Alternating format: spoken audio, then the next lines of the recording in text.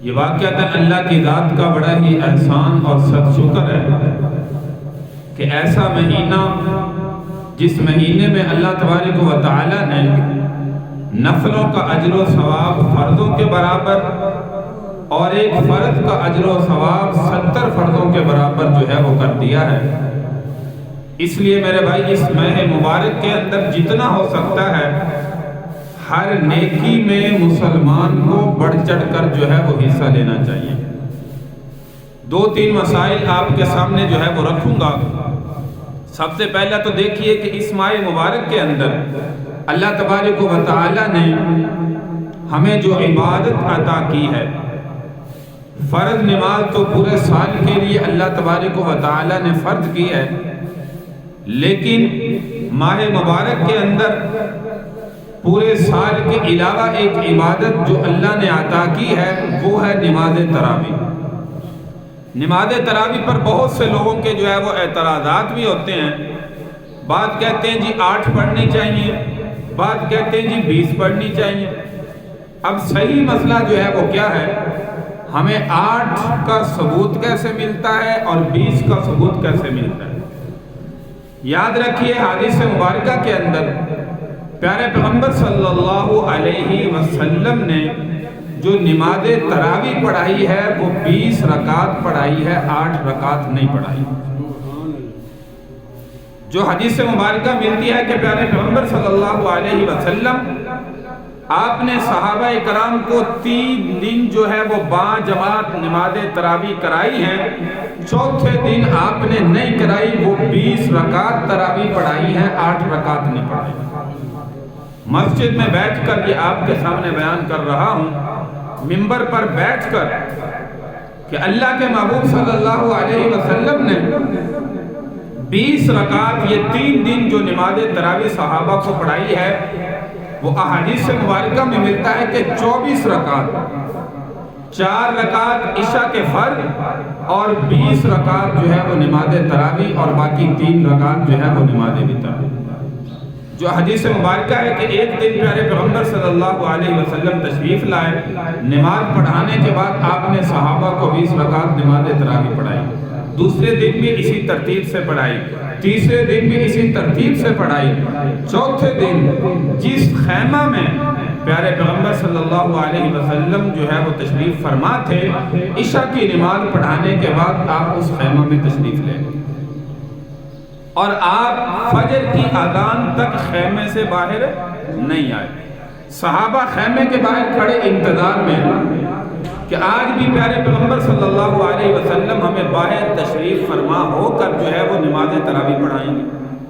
لیکن یاد رکھیے کہ چوتھے دن پیارے پیغمبر صلی اللہ علیہ وسلم تشریف نہ لائے، آپ فجر کے وقت آئے، فجر کی نماز جو ہے وہ ادا فرمائی اور اس کے بعد صحابہ کو فرمایا کہ تم سوچ رہے ہوگے کہ آج رات نماز تراویح کیوں نہیں پڑھائی، اور مجھے پتا تھا کہ تم خیمے کے باہر کھڑے ہو اور خیمے کے باہر میرا انتظار کر رہے ہو، اس کے باوجود میں نے نہیں پڑھائی۔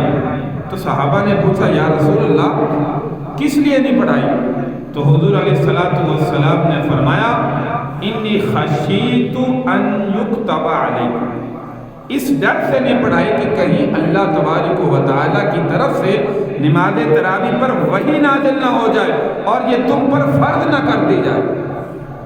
اس ڈر سے چوتھے دن میں نے جو ہے وہ باہر آ کر نماز تراویح نہیں پڑھائی، لہذا اپنے اپنے گھروں میں نماز تراویح پڑھا۔ اب اس کے بعد حضور علیہ السلام کی زندگی مبارکہ میں یاد رکھیں کہ صحابہ کرام رضی اللہ عنہم اجمعین اپنے اپنے گھروں میں نماز تراویح شروع کر دی۔ یہ جو کہا جاتا ہے نا کہ یہ سنت حضرت عمر بن خطاب رضی اللہ تعالی عنہ کی ہے کہ انہوں نے 20 رکعت پڑھائی ہیں، اللہ کے نبی نے نہیں پڑھائی، یہ جھوٹ ہے۔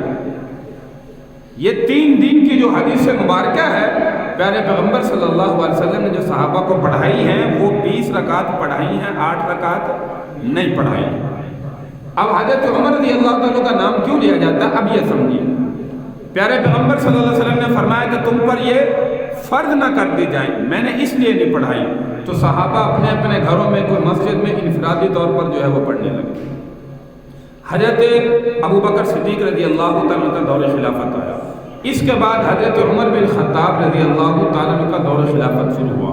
تو حضرت عمر رضی اللہ تعالیٰ عنہ کہتے ہیں کہ میں نے دیکھا کہ جب مسجد میں نے دیکھا عشاء کی نماز کے بعد تو 2-3 صحابہ ایک جگہ پر نماز تراویح پڑھ رہے ہیں، 2-3 ایک جگہ پر پڑھ رہے ہیں، 2-3 تیسری جگہ پر پڑھ رہے ہیں، 2-3 چوتھی جگہ پر پڑھ رہے ہیں، اپنے اپنے گھروں میں بھی پڑھ رہے ہیں.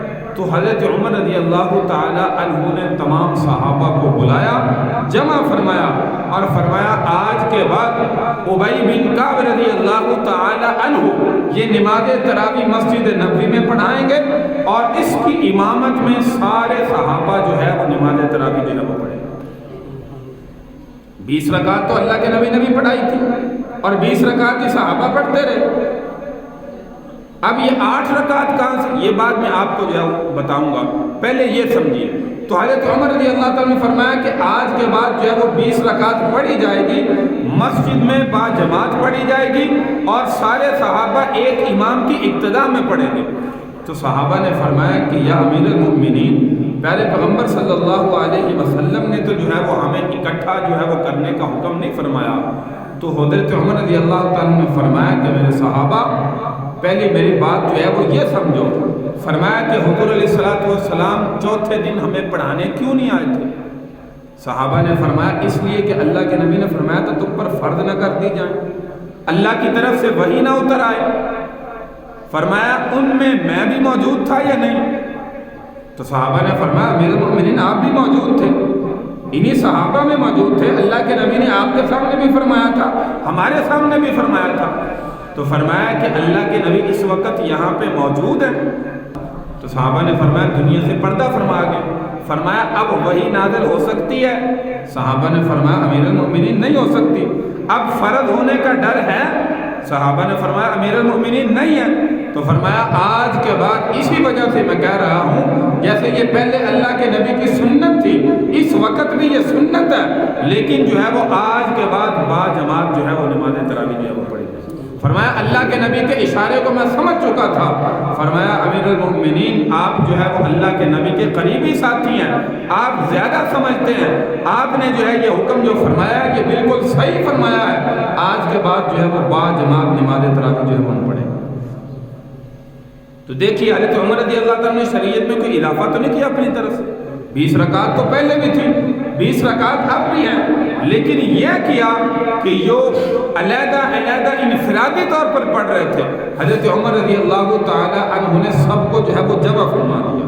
فرمایا آج کے بعد ایک امام جو ہے وہ پڑھے گا جیسے اللہ کے نبی نے ہمیں پڑھائی اور سارے صحابہ اس کے اقتداء میں 20 رکعت نماز تراویح جو ہے. اب یہ مسئلہ جو ہے وہ دیکھیے سمجھ آ گیا. یہ اس طریقے سے حضرت عمر بن خطاب رضی اللہ عنہ کا نام لیا جاتا ہے کہ حضرت عمر کی سنت ہے. حضرت عمر کی سنت نہیں، یہ اللہ کے محبوب صلی اللہ علیہ وسلم کی سنت ہے. حضرت عمر رضی اللہ تعالیٰ نے تو جمع کیا تھا صحابہ جو انفرادی طور پر پڑھ رہے ہیں، انفرادی طور پر نہیں ہوگا بلکہ مجتمع ہو کر با جماعت، کیونکہ اب فرض ہونے کا ڈر نہیں ہے، وہی آنے کا جو ہے وہ حکم نہیں ہے. کیونکہ پیارے پیغمبر صلی اللہ علیہ وسلم ہوتے تو جبریل امین وہی لے کر آتے. آپ دنیا سے پردہ فرما گئے. آپ نے جو فرمایا ان یکتب علیکم، یہ تم پر فرض نہ کر دی جائے، اس وجہ سے اللہ کا نبی باہر نکل کر تمہیں جو ہے وہ چوتھے دن با جماعت جو ہے وہ نہیں پڑھاتے. تو اشارہ اللہ کے محبوب صلی اللہ علیہ وسلم کا یہ تھا کہ فرض نہ کر دی جائیں. لہذا پیارے پیغمبر صلی اللہ علیہ وسلم کا دل تو چاہتا تھا، اسی لیے آپ کے پردہ فرما جانے کے بعد حضرت عمر رضی اللہ تعالی عنہ نے یہ با جماعت کا صحابہ کا جو ہے وہ سب کو جمع کر کے با جماعت پڑھنے کا جو ہے وہ حکم دیا. اب دوسرا مسئلہ جو ہے وہ یہ سمجھے 8 رکعت کہاں سے ثابت ہے. یہ 8 رکعت یا 10 رکعت یہ یاد رکھیے کہ پیارے پیغمبر صلی اللہ علیہ وسلم نے نماز تراویح نہیں پڑھی اور نہ آپ نے حکم فرمایا. یہ 8 رکعت پڑھی کیوں جاتی ہیں؟ یہ 8 رکعت پیارے پیغمبر صلی اللہ علیہ وسلم کے تہجد کے نوافل ہیں. حدیث مبارکہ میں ملتا ہے اخیر رات میں پیارے پیغمبر صلی اللہ علیہ وسلم جو ہے یہ رکعت پڑھتے تھے. اخیر رات میں، نماز تراویح تو اول رات میں ہے، عشاء کی نماز کے بعد ہے. تو یہ 8 رکعت کا، 10 رکعت کا، 6 رکعت کا جو ثبوت ملتا ہے، یہ یاد رکھیے یہ تہجد کے نوافل کا پیارے پیغمبر صلی اللہ علیہ وسلم کا ملتا ہے، نماز تراویح کا جو ہے وہ نہیں ملتا۔ اس وجہ سے بعض لوگ جو ہے وہ 8 پڑھتے ہیں اور بعض جگہ پہ جو ہے وہ 10 بھی پڑھی جاتی ہے۔ تو مکمل طور پر رکعت جو تراویح کی ہیں وہ یاد رکھیے کتنی ہے؟